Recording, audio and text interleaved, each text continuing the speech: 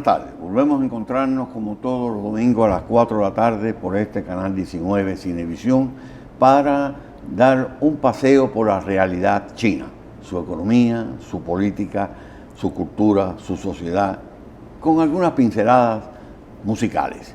En esta ocasión tenemos un gran privilegio. Tenemos la visita que muy honrosamente aceptó nuestra invitación del doctor Antonio Siriaco, decano de la Facultad de Ciencias Económicas y Sociales de la Universidad Autónoma de Santo Domingo y que es una voz autorizada para opinar sobre China. Doctor, bienvenido. Bueno, muchas gracias a ambos, maestro Klinger, por la invitación, también a su, en este caso, a Mayra. A Mayra, sí, no, iba a decir Velasco, pero estamos aquí siempre, como dicen, al pie del cañón y a su disposición. No, realmente es un privilegio contar con uno de los economistas más prestigiosos de este país y con una voz muy autorizada para opinar. Gracias. Siriaco, el tema es China. Estamos terminando el año, nos quedan solamente unos días. Cuando comenzó el año, China pronosticó un 5%. Otros se han ido por arriba pronosticando a China. Y algunos medios hablan del colapso de la economía china. ¿Qué opinas de la economía china en este año 2023? Mira, tú sabes que generalmente esas noticias catastróficas en muchos casos no se compadecen con la realidad y con las tendencias que hay. China, si bien es cierto que durante las últimas décadas, básicamente a partir de las grandes reformas, crecía a tasas de crecimiento de 2 dígitos, claro, un 10, un 12, e incluso logró aprovechar toda esa expansión de ese ciclo largo de crecimiento, pero también de políticas inclusivas que han sacado de la pobreza a más de 500 millones de chinos y que ha colocado a China, obviamente, en términos de el PIB, tanto nominal como el PIB ajustado, a nivel global, como la segunda potencia, vamos a decir, medido por ese indicador. Sin embargo, hay otros indicadores donde China está liderando prácticamente al mundo. Y el hecho de que China pueda crecer a un 5 no significa que ahí se está generalmente generando como una crisis de la dimensión como claro, la que se quiera.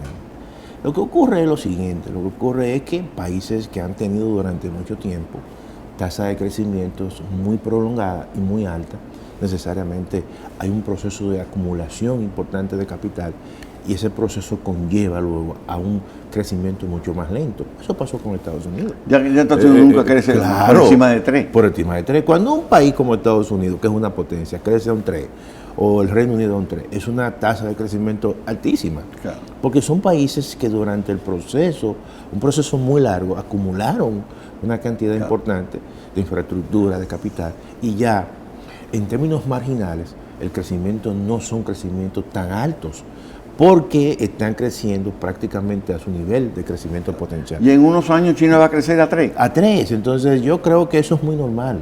Todos aquellos que analizamos la economía en el largo plazo, observamos que es en la medida que los países van convergiendo a un punto alto de su nivel de crecimiento potencial, su nivel de crecimiento se va prácticamente disminuyendo. Pero eso no significa que eso sea una catástrofe. Y ese es el caso de China.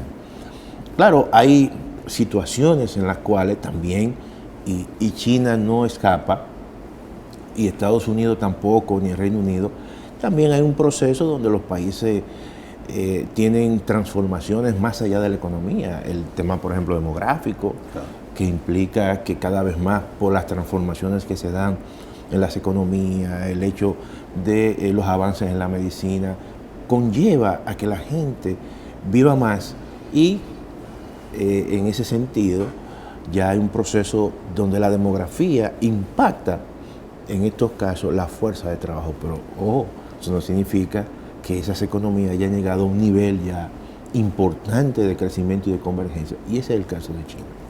Así mismo. Permiso Doctor, un momentico. Sí, vamos a tomar un tecito chino. Permítame brindarle Ay, gracias. un tecito Sí, gracias. oportuno En China se toma a cualquier hora del día. Sí. En Londres a las 5 de A la las tarde. 5 de la tarde. Aquí la tomamos a las 4. A las 4.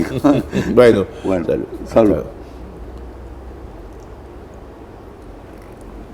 Y eso nos da fuerza para seguir hablando de un tema tan apasionante y tan debatido, Claro, aunque algunos silencian sus opiniones. claro. No, lo que ocurre es lo siguiente, o sea, tú sabes que el mundo, y ustedes lo saben, como son intelectuales, el mundo vive un proceso de recomposición. Mira, en el año 1950, prácticamente Estados Unidos representaba el 25% del PIB mundial. Claro. Ya prácticamente representa menos de una cuarta parte, como el 24%. Así es. Entonces, ¿cuál es la potencia que ha emergido, que está prácticamente liderando el comercio a nivel mundial? Es China. Líder exportador mundial. Claro, y tú vas a África, por ejemplo, y el comercio que tiene África, el principal socio comercial que tiene África, es China. Tú vas a América del Sur y el ciclo económico de América del Sur ha cambiado y está muy supeditado a lo que pasa en China. Fíjate, el caso más reciente, cuando tú escuchas a Javier Milei, que gana la presidencia, que va a romper relaciones con Brasil y con China. Oye, pero eso es una tontería, porque cuando tú analizas el comercio... Ya hicieron correcciones. Claro, porque la realidad es la realidad. Es claro. El 16% del comercio que tiene Argentina con Brasil y el 8% con China. Oye, China le compra la soya, le compra tierras raras como el litio. O sea, y eso, tú no puedes prescindir de eso. Y ese proceso se está dando. Tú vas al Caribe y la gran mayoría ya de los países que tenían vínculos y relaciones diplomáticas con Taiwán la han roto. ¿Por qué? Porque China es una realidad. Eso ocurre independientemente a mi voluntad, a tu voluntad y a tu voluntad. O sea, los procesos sociales y económicos están al margen de los intereses particulares de la gente. O sea, son situaciones que son obviamente muy concretas y muy objetivas. Y China es una realidad. Y todo el proceso que se ha dado en China. Mira, hay Eso algo no lo para nadie. No lo para nadie. Déjame decirte que a partir de las transformaciones que hubo en China, bueno, con las reformas de mercado, porque hay que decirlo, ¿no? Sí. O de apertura de Deng Xiaoping. Bueno, parte del hecho de que la máxima, la expresión que no importa que el gato sea negro o blanco, sino que case ratones. Sí. Pero parte del hecho de que la máxima de China es desarrollo y cooperación. Y China es difícil que tú lo puedas ver en un conflicto bélico. No se ha metido desde esa época y no lo va a hacer, No quizás. va a hacer.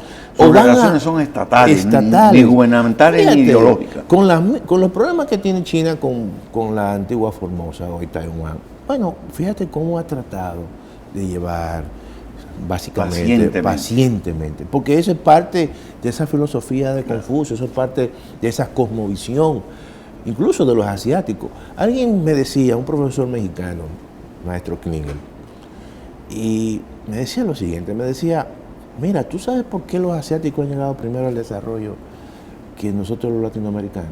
Aún Latinoamérica teniendo condiciones importantes. Es que la cosmovisión asiática es una cosmovisión de hacerlo todo a la vez, es decir, de una visión integral. Mientras el pensamiento occidental es un pensamiento mucho más lineal. Ellos ven los problemas de manera global y lo atacan de manera global. Y por eso llega un momento en que la convergencia es mucho más rápida. O sea, y eso es lo que está ocurriendo en China. Los chinos vieron en un momento determinado, vieron sus potencialidades, vieron a la población más que como un problema, como una oportunidad, y entonces evidentemente comenzaron políticas de apertura, pero en el sentido de que, bueno, ¿verdad? Aprovecharon quizás que hoy, desde el punto de vista de los Estados Unidos, fue un error el hecho de la política de Kissinger, de la democracia del ping-pong. Sí. aprovechando de que podían abrir la brecha, el conflicto entre China y Rusia, claro. Entonces dijeron, no, entonces nosotros vamos a aprovechar. Sin embargo, la cosa le salió al revés, porque hoy en día esas empresas norteamericanas se fueron a Estados Unidos, pero no se fueron de forma gratuita. Sí. No le abrieron el mercado de manera gratuita. Dijeron, espérate, tú tienes un gran mercado aquí, pero también tú tienes que darnos transferencia tecnológica, claro, y dejar transferencia tecnológica. Claro. Y comenzaron un proceso endógeno de transformar esa transferencia tecnológica en una visión más china. Alguien también me decía, no es lo mismo copiar que imitar. Cuando aquí se dice, no, porque los asiáticos copian y que los chinos... No. Una cosa es copiar y imitar implica que tú le añades un valor agregado en función de tu, ¿verdad?, tu contexto. Y eso han hecho los chinos de manera muy inteligente. Mira, por ejemplo, el mercado de los vehículos. El mercado de los vehículos es interesante. Para uno ver toda esta visión, ¿no?, de expansión, pero sobre la base de un esfuerzo endógeno que se ha hecho en China. Tú te pones a ver aquí. Ahora China es líder. Es líder de exportador. De automóviles. Y automóviles incluso eléctricos. Desplazando a Europa y todo eso. Y en el caso de la República Dominicana, informaciones incluso oficiales indican que ya el 25% del mercado de vehículos en la República Dominicana es chino. Sorprendente. Sorprendente. Oye, con diferencias de precios entre $15,000 y $20,000.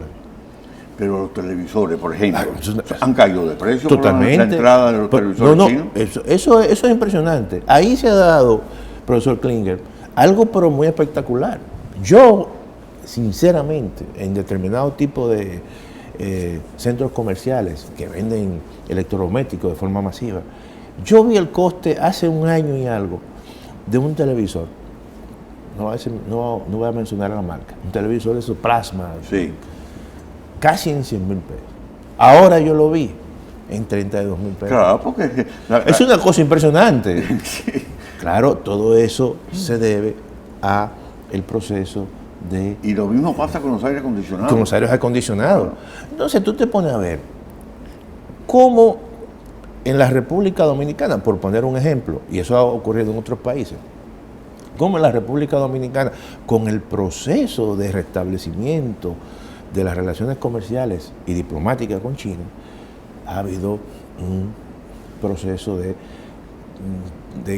baja importante en artículos altamente demandados por los hogares, como son los electrodomésticos, como son los mismos vehículos. Y ha hecho que el mercado sea mucho más competitivo. También en manufactura China ha dado un salto. Un salto. Tú planteas ahorita una cosa importante, Antonio, y es que, por ejemplo, la UNESCO ha hecho estudios, ha planteado que la captación de tecnología pasa por 3 fases. Claro. La capacidad de utilizarla, la capacidad de adaptarla a la condición del país y, tercero, crear una nueva tecnología sobre la base de la experiencia. Claro. Y eso lo han hecho todos los países. Claro. Y ese es el proceso, obviamente, de transformación tecnológica y de aprovechamiento de las transferencias tecnológicas que ocurre con países que en un momento determinado, como punto inicial, hay diferencias. Pero tú tienes que establecer políticas públicas muy deliberadas que te lleven a ese punto, como dice Klinger, a un punto donde ya tú presentes un producto distinto, diferenciado. Y yo creo que eso es debemos mucho y tenemos mucho que aprender con los asiáticos y con China. Sí. O sea, y digo China porque es el gran país, es referente de hoy en día. O sea, no puedo hablar de otros países asiáticos que también han sido, pero China es el gran referente por el tamaño, por el posicionamiento que ha tenido en el mundo y porque en realidad es el que está, en cierta manera, liderando con Estados Unidos. O sea, los grandes cambios están en ese proceso de puja. Y que inevitablemente va a superar a Estados Unidos en términos de volumen Sí. de su economía. Por lo menos las proyecciones indican que en los próximos quizá 20 o 15 años ya China va a ser quizás en muchas áreas, casi en todas, va a ser la primera potencia del mundo. Eso es una realidad. Gústele o no le guste a la gente. Desgraciadamente, al estar Estados Unidos habiendo perdido tiempo, se le han ido adelante. Entonces ahora lo que les queda es recuperar. Claro. Dejar un poquito la guerra, los Yo creo que problemas la ajenos y explicación ocuparse de... La dio el expresidente Jimmy Carter a Trump, cuando Trump lo llamó para decirle Sí, que sí. estaba preocupado con China, que se le estaba yendo adelante, y Carter, el mismo Carter lo comentó a Claro, la prensa. claro. Carter le dijo, sí, yo también estoy preocupado porque se lo están adelantando, pero nosotros tenemos la culpa. Claro. Mientras que nosotros invertimos en armas, porque hemos sido el país más guerrerista de la historia, ellos han invertido en infraestructura, en tecnología. Claro, claro. Es la realidad. Y también lo había dicho Obama a raíz También. del tema del acuerdo transpacífico. En un momento determinado, Obama dijo, mira, a China tenemos que tenerla cerca, en el sentido de que cerca la podemos controlar. Eso fue como la expresión que utilizó. Luego viene Trump, y Trump lo que hizo fue que Alejarla. la alejó y generó entonces el conflicto porque vio al enemigo y entonces estableció una serie de restricciones al comercio chino. Eso afectó incluso al consumidor norteamericano. Claro, porque Claro.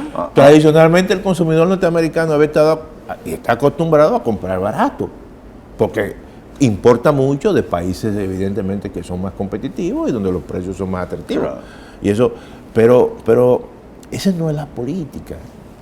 La política no es cerrar ni el golpeo. La política Al contrario. hay que verla más bien en términos internos. Estados Unidos tiene que verse a sí mismo. Ha perdido espacio, se ha concentrado en... Y ahora no trata de competir, trata de frenar. Claro, claro. Con sanciones, Claro. restricciones. Claro, porque se ha concentrado en conflictos en el Medio Oriente. Evidentemente eso implica una cantidad de recursos que en vez de dedicarlo a la ciencia, a la tecnología, lo está dedicando a la guerra. Y entonces China no ha participado en ninguno de esos conflictos de manera interna, todo lo contrario. Entonces gran parte de ese proceso de alto crecimiento lo está dedicando ¿a qué? A la tecnología, a la formación, a infraestructura. Y esos son los frutos. O sea, son dos visiones distintas. Mira, China fue un país semicolonialista, o sea, sufrió realmente aquellas situaciones que hemos sufrido los países del sur. El siglo de la humillación. De la humillación sufrió, fue intervenir, fue ocupado, intervenido, todo eso. Entonces, por eso yo creo que la actitud de China hacia los países del sur, muy distinta, Identificándose. más vinculada con la cooperación vivieron. real, sin imponer cosas. Entonces, eso en cierta manera le ha permitido incluso penetrar en naciones que uno dice que son incluso naciones que son más proamericanas que cualquier otra cosa. Claro. ¿Tú entiendes? Tú vas al Caribe y en el Caribe tú dices, pero ¿cómo es posible que mientras nosotros estemos en cierta manera con cierta reticencia, hay países que están quizás más cerca de Estados Unidos y tienen apertura con China? Claro. Jamaica, Bahamas, Bahamas, o sea, todo eso. Entonces uno dice, bueno, ha habido y hay una cooperación distinta. Claro. Y en infraestructura. En O sea, lo que infraestructura. algunos llaman sectores de seguridad nacional. De seguridad nacional, porque y la República Dominicana está perdiendo una gran oportunidad en ese Una aspecto. lástima. Doctor, ha sido un gran placer contar con su presencia. Este es un tema que verdaderamente Claro. en el país Es apasionante. es apasionante. Sí, sí, sí. Tenemos que tratarlo más porque Claro. hay un gran desconocimiento sobre la realidad china, que yo no coincido en considerarlo un milagro. Yo Claro. creo que no fue un milagro, que ha sido una estrategia muy Claro. bien concebida, Claro, muy bien claro. dirigida, que ha mostrado su... Claro. Usted señalaba y recordaba los millones, los cientos de millones que ha traído de la pobreza. China tiene en estos momentos la clase media más grande del mundo. Sí, así mismo. Y además presenta una oportunidad para la República Dominicana. Esa clase media, que en términos de la expansión genera un perfil de consumo ya que demanda ocio, viajes, y la República Dominicana puede articular políticas públicas en los próximos 5 para atraer por lo menos 1 o 2 o 3 millones de chinos. Señores, eso sería un logro. Sería un logro. Un logro. Y tenemos que ver eso, eso hay porque que verlo. El turista chino es el que más gasta en el mundo. Claro. En Europa y en Estados Unidos gastan un promedio de $2,000 diarios. Así es. En consumo.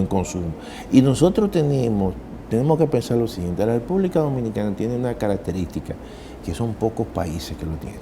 En el sentido, mira, hay un acuerdo de libre comercio con Estados Unidos que tiene acceso a un mercado quizás de mayor ingreso. Lo tiene con Europa, que es el EPA, y tiene relaciones diplomáticas y comerciales con China. Son 3 grandes bloques importantes. Y eso, en cierta manera, un sector, como es el sector turístico, le abre una oportunidad importante de atraer turistas hacia la República Dominicana. Solamente con eso. Y qué decir por el lado de las inversiones. Porque aquí vivieron la ilusión de que las empresas norteamericanas se iban a ir de China y iban a venir para acá. Sí. No, la fuente está en la empresa china. Así es. Que pueden ver a este país como un mecanismo importante, para otros mercados. Porque este país tiene acuerdos de libre comercio con 50 naciones, entre ellas están las más desarrolladas del mundo. Así es. Ahora también este país tiene que ser consecuente. Los chinos no invierten donde no hay acuerdos de garantía de inversión. No, eso es muy importante. Yo creo que a partir de ahí ya depende de nosotros. Cuando yo veo que algunos grupos interesados se quejan que la balanza comercial con China, pero nosotros somos los culpables, porque nos están dando un acceso a un mercado.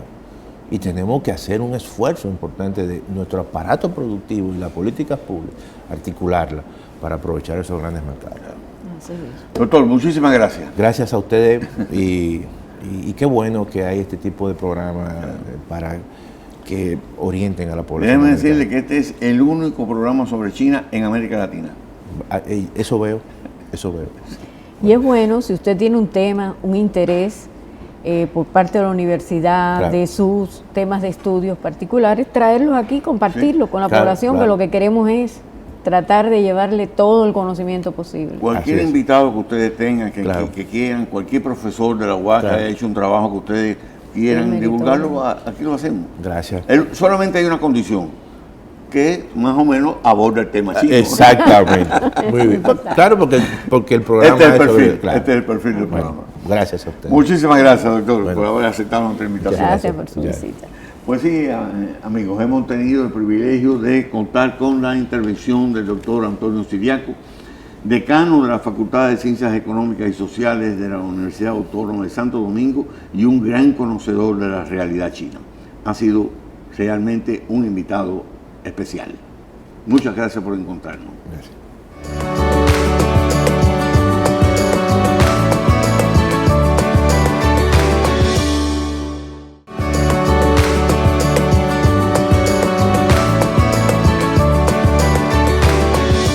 Es la estrella de la economía mundial. El barraje informativo que constantemente se desprende y se genera en ella es extraordinario. Sin embargo, quizás precisamente por ese enorme flujo de información, hay muchas noticias que no trascienden o que los medios no las reproducen. Y eso es lo que nosotros tratamos de hacer aquí con nuestro prontuario, que puntualizamos informaciones relevantes de la economía china que no siempre son adecuadamente divulgadas. Mayra va a comenzar como siempre. Dice, las actividades no manufactureras de China mantuvieron su expansión en noviembre, con un índice de gerentes de compras para el sector situado en 50,2, anunció el jueves el Buró Nacional de Estadísticas. Una lectura por encima de 50 indica expansión, mientras que una inferior reflejaría contracción. El subíndice para el sector de servicios fue de 49,3, cifra generalmente inferior al 50,1, registrado en octubre, ya que el impacto del periodo vacacional del Festival de Medio Otoño y Día Nacional fue menor. Los subíndices de las actividades empresariales de transporte, alojamiento, catering y entretenimiento bajaron, teniendo en cuenta la alta base de octubre, según explicó el estadístico senior Sao Kinje. El funcionario explicó que, por el contrario, los subíndices de telecomunicaciones, radios, televisión y servicios de transmisión satelital, monetarios y financieros, como también los correspondientes al mercado de capitales, se ubicaron por encima de 55. Para las empresas se prevé una recuperación de las actividades de servicios con un subíndice de expectativas de negocios que subió a 59,3 frente al 57,5 de octubre, lo que demuestra una fuerte confianza entre las compañías en la recuperación futura del sector. La construcción mantuvo un sólido crecimiento este mes, con un subíndice de 55 para las actividades de negocios, lo que indica un aumento en relación con el 53,5 de octubre. El subíndice que mide las expectativas para las actividades en este sector llegó a 62,6, lo cual refleja el optimismo existente entre las empresas constructoras. China publicó 2 informes que abordan las áreas de interés en la investigación y los frentes emergentes durante 2023. Los textos señalan 28 fronteras de investigación que se han desempeñado activamente o se han desarrollado rápidamente durante el actual año, titulados el primero, Frentes de Investigación 2023, y el segundo, más extenso el título, Frentes de Investigación 2023, Campos Activos y Países, Regiones Líderes. Los informes han sido publicados conjuntamente por los Institutos de Ciencia y Desarrollo y la Biblioteca Nacional de Ciencia, ambos dependientes de la Academia de Ciencias de China, así como Clarivate. Las fronteras de investigación abarcan campos como ciencias agrícolas, botánica, zoología, ecología, ciencias medioambientales, ciencias de la tierra, medicina clínica, ciencias biológicas, química, ciencias de los materiales, física, astronomía, astrofísica, matemáticas, ciencias de la información, economía y psicología. Xi'an, capital de la provincia noroccidental china de Shaanxi, ha gestionado más de 20.000 trenes de carga China-Europa a lo largo de los 10 años desde que comenzó este servicio en el 2013, según informó la compañía china Railway Xi'an Group Company. Días atrás, un tren cargado de artículos de primera necesidad, equipos para la práctica de ejercicio físico y otros productos, partió del Parque Internacional de Comercio y Logística de Xi'an rumbo a Hamburgo, Alemania. Se trató del tren número 20.897, operado por la capital provincial desde que comenzó este servicio hace ya 10 años. El volumen de dichos trenes que viajan desde y hacia Xi'an ha crecido de forma constante cada año desde el 2013, especialmente entre el 2019 y el 2021, pues el número anual de convoyes superó los 2.000 en 2019, 3.000 en el 2020, 3.800 en el 2021, de acuerdo con Wang Baolou, director del parque de dicho parque. Hasta hace una semana, Xi'an había manejado un total de 4.843 trenes en 2023, un incremento del 13,77% en relación con el mismo periodo del año pasado. La ciudad espera que la cifra total sobrepase los 5.000 para este año. A la fecha, existen 17 rutas internacionales de trenes de carga China-Europa que conectan Xi'an con importantes localidades de origen en Eurasia. China completó la instalación inicial del primer Internet por satélite en órbita alta, indicó la Corporación de Ciencia y Tecnología Aeroespacial de China. Luego, el lanzamiento de un grupo satelital de comunicaciones de alto rendimiento. El Internet por satélite en órbita alta cubre sobre todo el territorio chino y áreas clave de los países participantes en la iniciativa de la Franja de la Ruta. Los satélites de alto rendimiento tienen una gran banda ancha y gran velocidad de transmisión, lo que facilita las descargas de video y las videollamadas. Las principales empresas industriales de China registraron en octubre un aumento de sus beneficios combinados por tercer mes consecutivo, según datos oficiales. Las ganancias de las principales firmas del sector, con ingresos comerciales anuales de al menos unos 2,81 millones de dólares en sus negocios principales, experimentaron un incremento del 2,7% interanual, de acuerdo con el Buró Nacional de Estadísticas. Pasemos ahora a ver un lindo video con un escenario espectacular, una actuación y sonidos increíbles, imitando aves y especies naturales.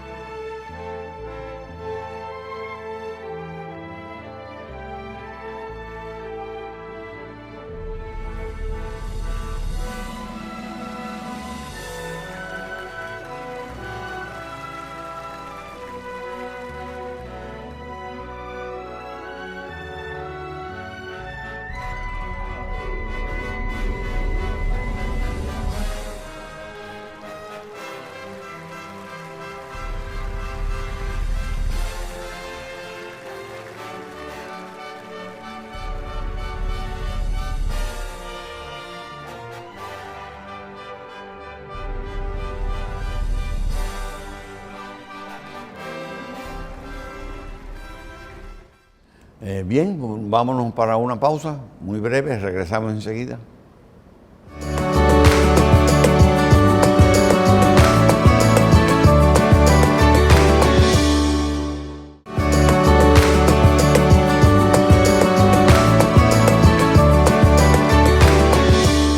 Tratemos hoy la educación en China, su sistema educativo, un tema que es sumamente interesante y veamos toda su realidad. Es importante, hablando del aporte de China en la educación. Fue China la primera en la educación pública. Oigan ustedes qué interesante. Esto fue durante la dinastía Song en el 1100 a.C. al 770 después de Cristo, con el objetivo de lograr la formación moral, física e intelectual a través de la enseñanza de 6 artes, entre las que se encontraban las matemáticas y la historia. Debido a esa historia se fijaron los valores de Confucio, de trabajo, estudio y sacrificio, que están presentes significativamente en la sociedad actual. Y veamos que, debido a su población, China tiene uno de los sistemas educativos más amplios, alcanzando una cobertura de casi 98% de la población. Es uno de los países que más han trabajado este tipo de tema desde los pequeños poblados. Es uno de los sistemas más exigentes, estrictos y competitivos. La educación obligatoria consta de 9 años. China tiene un respeto profundo por los maestros. Todos los estamentos de la sociedad lo consideran un valor fundamental y es un honor ser un maestro para los chinos. Los maestros tienen el mismo estatus que el de un médico. Para la sociedad son un valor fundamental en el proceso de transformación y construcción de la sociedad. En su sistema vemos que para comenzar las actividades escolares, los estudiantes inician con la práctica de actividades físicas. Es una parte importante de la educación en China. Realizan ejercicio a veces hasta 4 veces en distintos momentos para distintos propósitos. Siempre inician cada mañana realizando una formación y ondeando la bandera del país o también la de la localidad. Reciben alimentos en el colegio, refrigerios y almuerzos. Luego de la hora de almuerzo tienen unos minutos de descanso. Para regla general, usan un tablero en cada salón que siempre llevan los registros de éxito de cada estudiante. Se agregan puntos y si alguien tiene una conducta negativa, por supuesto que se les restan. El sistema educativo chino se encuentra organizado en diferentes niveles que abarcan desde la educación preescolar hasta la educación terciaria. En la educación preescolar en China es de carácter no obligatorio y está dirigida a niños de 3 a 6 años. Aunque no es gratuita, el gobierno ofrece subsidio y apoyo financiero a las familias en función de sus necesidades.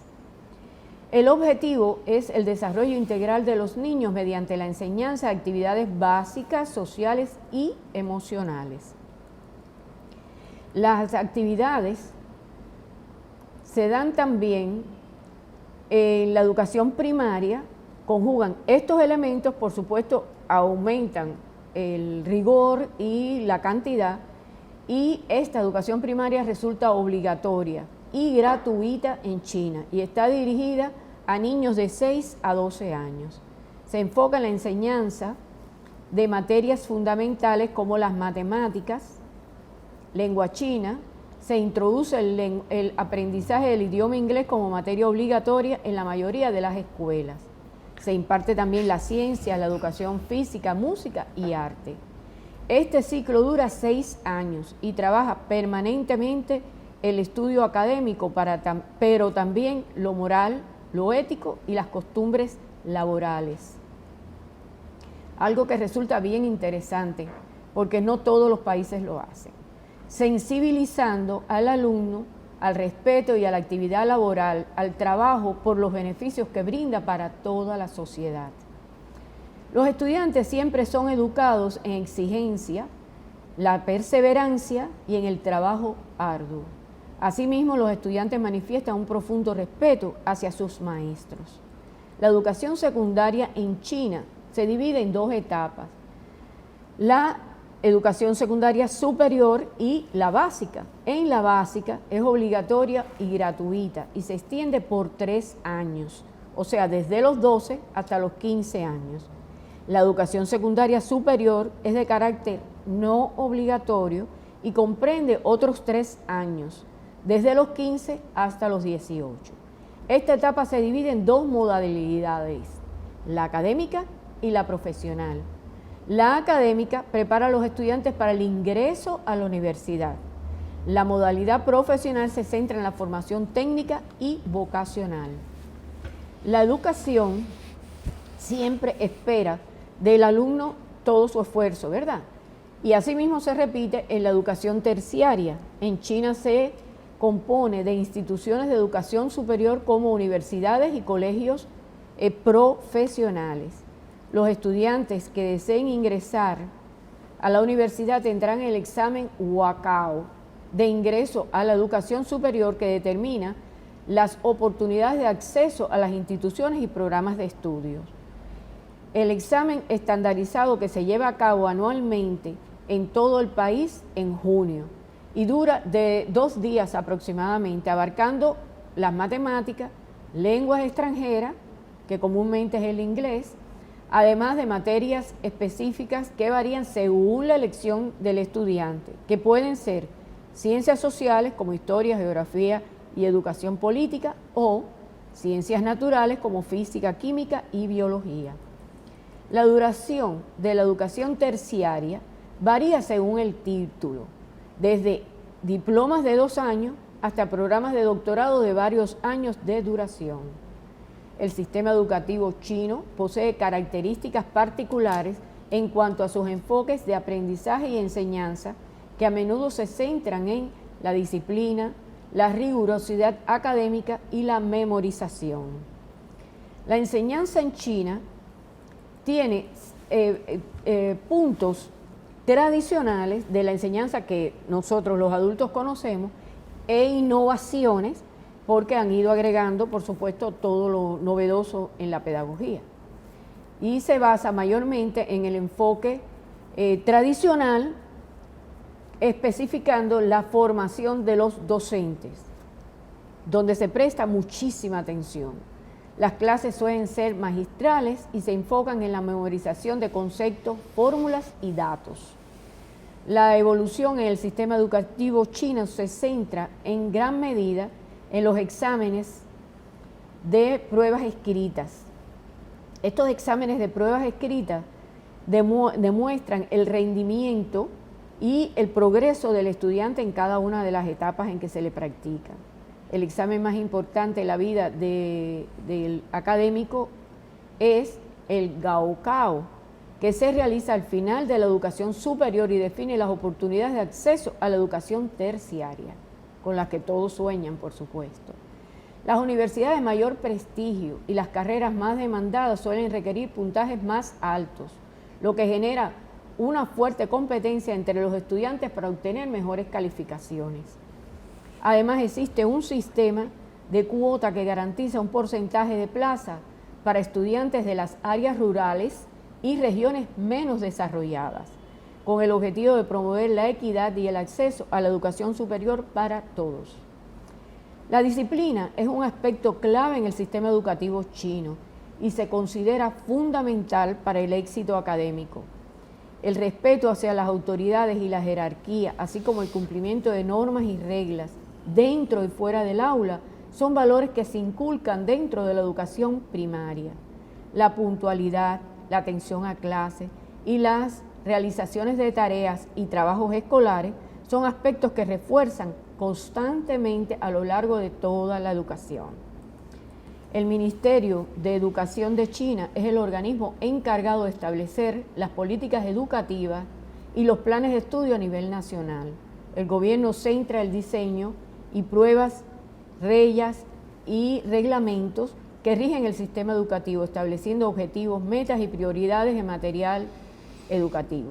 Además, las autoridades locales tienen la responsabilidad de implementar y adaptar las políticas nacionales en las respectivas regiones.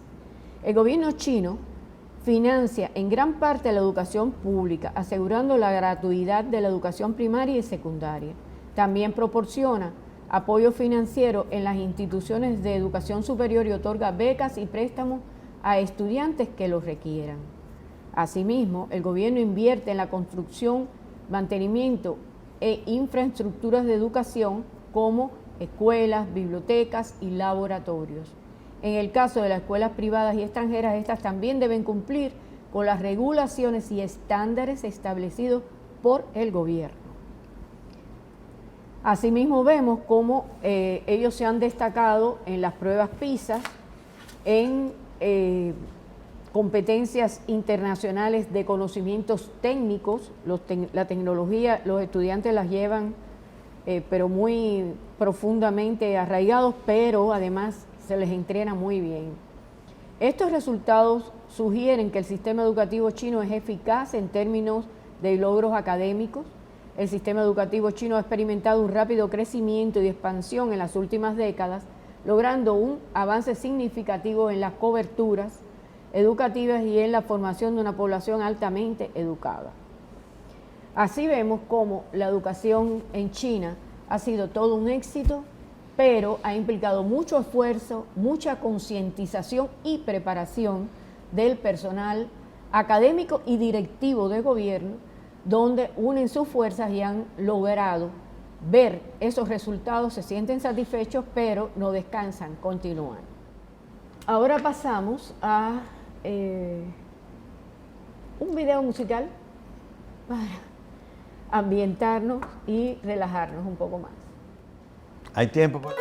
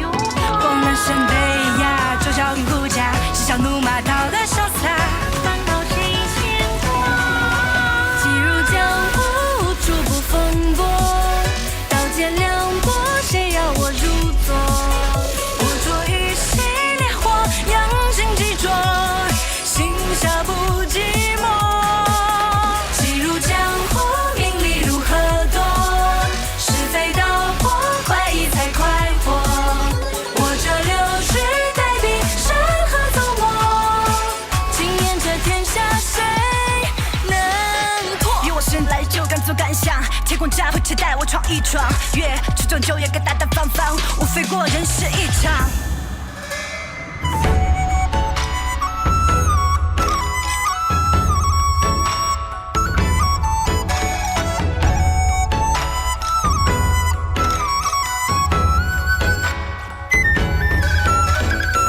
尔虞我诈，荒唐戏码，或远或近都随他。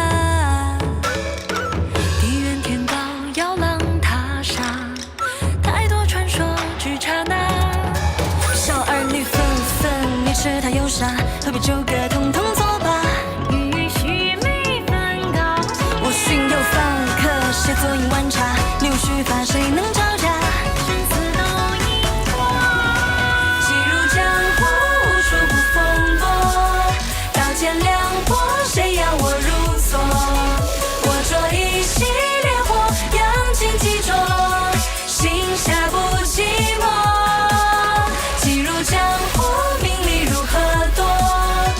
飞刀破坏才快活，我这六指带笔，山河走过，今年这天下谁能进入江湖，无处不风波，刀剑两拨，谁要我入座？我着一袭烈火，扬情激灼，心下不寂寞。既入江湖，名利。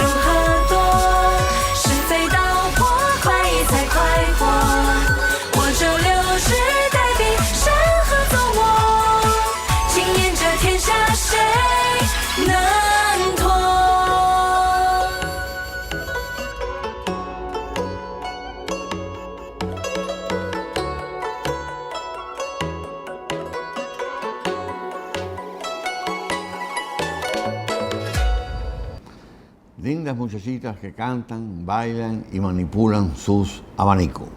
Y como de costumbre, vamos a cerrar con un pensamiento, una reflexión de Confucio que Mayra nos trae. Donde hay educación, no hay distinción de clases. Así mismo. Esta ha sido nuestra oferta de hoy. Los esperamos nuevamente el próximo domingo a las 4 con más información sobre China para tener una actualidad de esa gran potencia que es hoy día, como les dije, la gran estrella en el escenario mundial. Los esperamos aquí el próximo domingo a las 4 de la tarde por el canal 19 de Cinevisión. Buenas tardes. Hasta entonces.